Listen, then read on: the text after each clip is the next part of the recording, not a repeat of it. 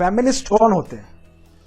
एक simple language में कह सकता हूं कि फेमिनिस्ट वो होते हैं जो वुमेन इक्वालिटी के लिए बात करते हैं, जो वुमेन राइट्स के लिए आवाज उठाते हैं, जो वुमेन एम्पावरमेंट को एंकरेज करते हैं। लेकिन मैंने कुछ अलग तरीके की फेमिनिज्म देखी, कुछ अलग ही फेमिनिज्म का कंसेप्ट देखा। एक वेबसाइट है फेमिनिज्म इन इंडिया, ये सोशल मीडिया पर भी काफी एक्टिव हैं, इनको काफी लोग फॉलो करते हैं। मेरा ध्यान पहले इनके एक आर्टिकल पे गया जिसमें मेंशन है Indian Hindu festivals no win situation for women. इसमें यह बताया गया है कि कैसे हिंदू फेस्टिवल्स वुमेन के लिए फेवरेबल नहीं होते। पूरी कोशिश की गई ये दिखाने के लिए कि हिंदू फेस्टिवल्स एंटी वुमेन हैं, जबकि हिंदुज्म एक ऐसा धर्म है जहां हम देवताओं के साथ देवियों को भी पूजते हैं, उनको मां समान पूजते हैं। हमारे यहाँ नवरात्रि फेस्टिवल होता है, हमारे यहाँ दुर्गा पूजा होती है। ऐसे बहुत सारे फेस्टिवल होते हैं जहां हम माताओं को, देवियों को भी पूजते हैं। इस पर भी इन्होंने एक आर्टिकल लिखा है, the paradox of Hindu goddess worship and feminism. इस आर्टिकल में मेंशन है कि सिर्फ अपर कास्ट औरतों को ही देवियों का दर्जा दिया जाता था। इन्होंने ये भी लिखा है कि जो लोग मां काली को फेमिनिज्म का सिंबल मानते हैं और मां काली ने असुरों को मारा था, इसे सेलिब्रेट करते हैं, वो ये भूल जाते हैं कि वो असुर दलित और आदिवासी थे।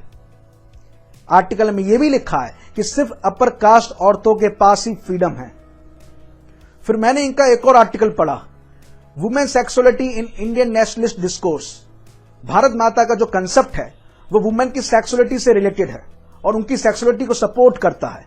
उन्होंने आर्टिकल में मेंशन किया है कि भारत माता की एक अपर कास्ट वुमेन है, वो एक दलित नहीं हो सकती। वाह, शाबाश। इन्होंने सीता जी को भी नहीं छोड़ा। इन्होंने लिखा है कि सीता की सेक्सुअलिटी को हिंदूज आइडियल मानते हैं, क्योंकि उनकी सेक्सुअलिटी को राम कंट्रोल करते थे और वो सिर्फ उनके लिए ही रिजर्व थी। इनका कहना है कि नेशनलिज्म फीमेल सेक्सुअलिटी और उनकी बॉडी पर ही बेस्ड है। फेमिनिज्म है ये, फेमिनिज्म। विश्वास नहीं हो रहा है। खैर, आगे पढ़ते हैं। सिर्फ यही नहीं, होली पर भी इनका एक आर्टिकल है जिसमें यह लिखा है कि होलिका एक बहुजन औरत थी। वैदिक और पौराणिक स्टोरीज लोअर कास्ट के सप्रेशन पर बेस्ड हैं। जिन्हें उन कहानियों में असुर बताया गया है वो लोअर कास्ट लोग थे। अपने प्रोपेगेंडा के लिए इन्होंने फैक्ट्स को चेंज कर दिया और होलिका को बहुजन बना दिया।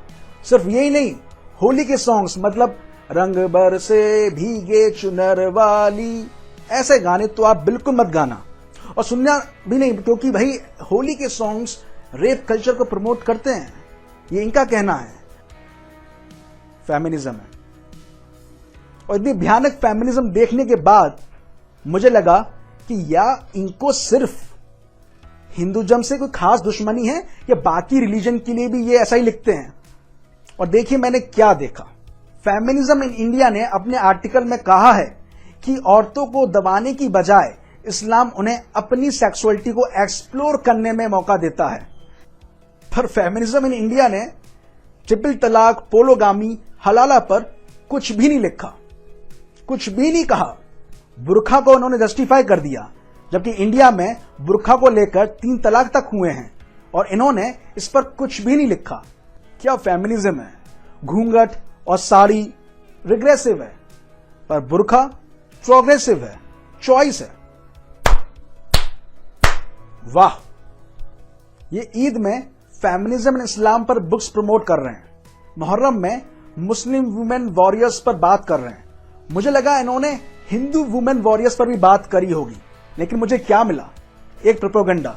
ये देखिए, इन्होंने अपने एक आर्टिकल में लिखा है कि अपर कास्ट हिंदू वुमेन मुस्लिम औरतों पर होने वाले वायलेंस को साइलेंटली सपोर्ट करती हैं और इसको उन्होंने नाम दिया है सवर्णा फेमिनिज्म।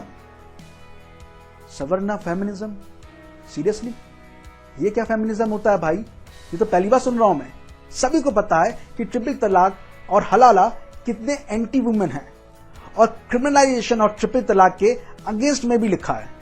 किस तरह से फेमिनिज्म के नाम पर हिंदुज्म को बदनाम किया जाता है, फेमिनिज्म के नाम पर नेशनलिज्म को टारगेट किया जाता है, फेमिनिज्म के नाम पर जातिवाद को बढ़ावा दिया जाता है। झूठ बोलकर प्रोपेगेंडा चलाकर, फैक्ट्स को डिस्टॉर्ट कर कर, ये सब कुछ फेमिनिज्म के नाम पर हो रहा है। एंड अनफॉर्चुनेटली 25,000 से भी ज्यादा लोग फेमिनिज्म इन इंडिया को फॉलो करते हैं। बहुत सारे लोग तो ऐसे भी होंगे जो उनके प्रोपेगेंडा में ट्रैप हो चुके होंगे।